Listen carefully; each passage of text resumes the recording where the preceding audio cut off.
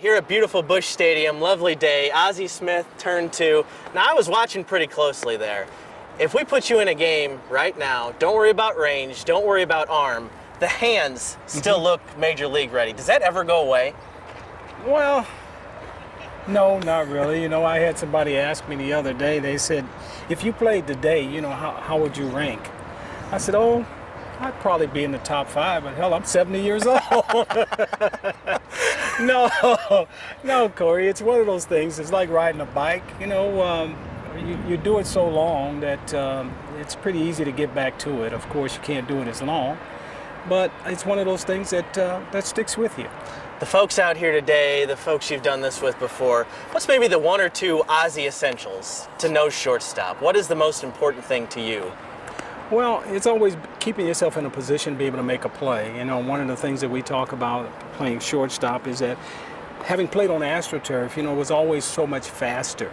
You know, so you try to eliminate steps, and you had guys who could run, you know, so you hear a lot of people talk about squaring up and catching the ball here, which means now you got to get yourself in this position.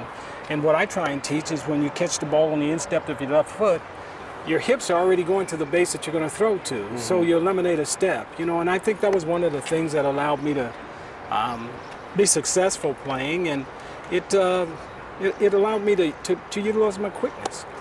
That great episode of The Baseball Bunch I was brushing up on the other day, and my dad used to tell me all the time, if I'm not here to play catch, find a tennis ball, go to the wall, play wall ball. That's what Ozzie taught. That's Was there anything other than that that really helped you along when you were growing up that you could do by yourself? Well, you know, as a kid growing up, and at the time, I had no idea. But we had a peaked roof, you know, so I used to throw the ball up on one side, thinking that I was fast enough to run around to the other side, and hopefully the gutter would catch it and give me a chance to catch the ball before it hit the ground. Now, the most obvious question is that, were you ever able to do it? I never got there, Corey, but it was that type of determination that allowed me that helped me become the player that I ultimately became. Yeah. I used to lay on the floor and throw the ball up and get the feel of the ball hitting the glove without seeing it.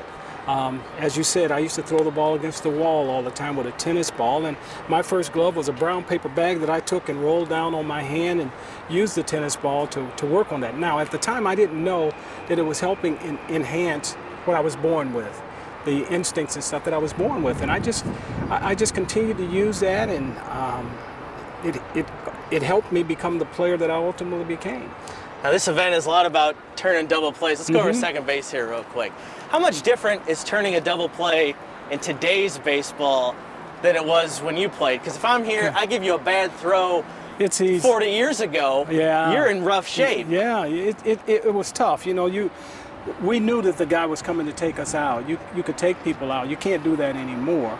You know, so it was a matter of survival. And it's the one thing that when I'm talking to people about turning the double plays, the second baseman and shortstop have to protect each other. So my job as a shortstop was to get the ball to the second baseman as quickly as I possibly could in an area where he could handle it. I was not going to determine how you turn a double play. My job was just to get it there to you as quickly as I could, and vice versa. And so, you know, you can look at some of the replays of years past when we played, and guys were always barreling down on you, and we knew that, you know, so we didn't have a problem with that, and as long as they could still touch the base, it was part of what we did. I know Hal McRae in the American League was one of the most fearsome. In the National League, was there a certain guy or two when they got on first, you always had to know they were there and they would be coming for you? Always. I mean, you always knew a guy by the name of Terry Whitfield was good. Billy North was good. Bill Madlock was good. Lonnie Smith, one of my teammates, was one of the best. Glenn Brummer was good at it. And all of the guys that have the ability to get down there quick, or anybody that has speed, you knew could get down there quick. And as middle infielders, we knew that. Yeah. You know, so we just tried to protect each other as much as we possibly can. I never wanted to get the ball up in the air to where it exposed my second baseman to a guy coming down on him. So those are the things that you work on in spring training and you work on every day. A couple more for you. Let's talk arm. We can go back to the hole a little bit here. The last 10 years or so of your career, after the shoulder injury, how tough was it to get it to first base, especially deep in the hole? Well, you know, here again, I think the body adjusts to whatever it has to. And first of all, you know, getting up here was a problem for me because of my rotator cuff, but I didn't want to operate above my shoulder. And so the instincts here, you know, became, it came into play a lot more. So I just operated below the shoulder. All my exercises were exercises that were below, and I did nothing over my head, you know. So it just became a way of life. It was survival. And, you know, people that come to see me play every day or come to see the Cardinals play every day, they wanted to be entertained, you know. So I had to find a way to make it happen. And I was able to make that, and that's one of the things that I'm proud of. I was still able to win Gold Gloves even after a torn rotator cuff, you know. It's easy to play when you're healthy. It's being able to play around things like that I think that speaks to your commitment to your craft. From the entertainment standpoint, you've mentioned this before, the acrobatic, the improvisational part of playing shortstop. Is that really what got you going every day?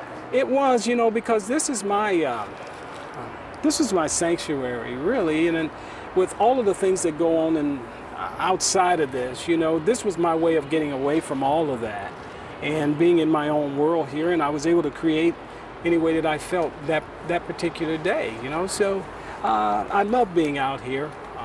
It allowed me to be by myself, it allowed me to think, and it cleared my head.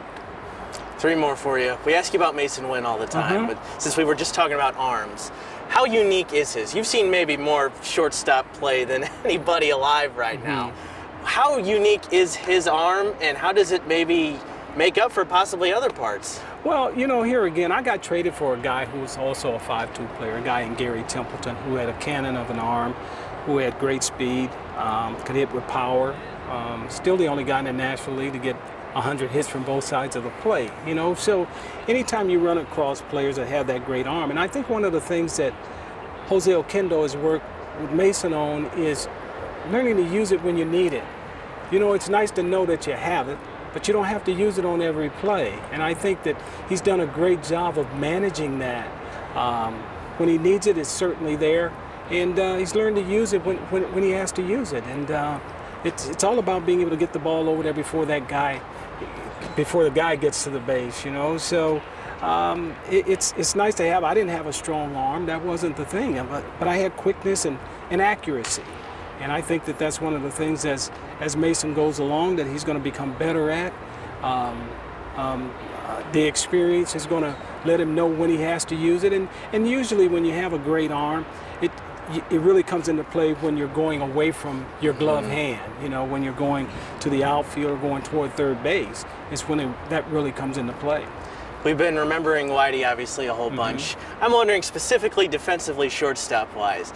Was there anything he ever told you about that position that stuck with you? Or did he, this is the best in the world, I'm going to let him do his thing? No, Whitey, he'll be the first to tell you he wasn't too good of a ball player. So he let me do my thing out here. And that was one of the great things with Whitey, you know. He only had 2 rules. Be on time and give 100%.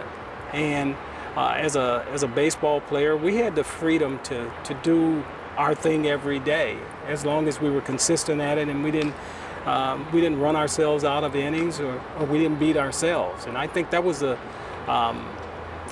that's what made us successful, is that we didn't beat ourselves. You know, we were fundamentally sound. It was one of the things that he harped. That's why we, in spring training, you know, from day one, we worked on fundamentals. And when you have good sound fundamentals, you always have a reference point. But when you're not fundamentally sound, you're always operating in the dark, and it takes you longer to get on track, you know. So being a part of his team was always about being fundamentally sound, and I think that having the minor league system that we had, or having coaches like George Kissel and Dave Ricketts and Jose Oquendo now, it's what made the Cardinal organization so good and the minor league system so good. Final thought, I think I was told folks from 21 different states have come to take part in this. You've seen so many fans sign so many autographs, but when you see somebody's face light up meeting Ozzie Smith for the first time, what does that make you feel like still? It's nice to be able to still connect with those people. And even for me, now I've been out of the game longer than I played it. And so for people to come up to me and say, hey, you were such a part of my youth. You know, I spent countless hours at the ballpark with my grandpa, and my grandma. And, you know, it's special. You know, I feel very fortunate to have had the opportunity to be able to create memories like that last a lifetime for people, and what a blessing it's been.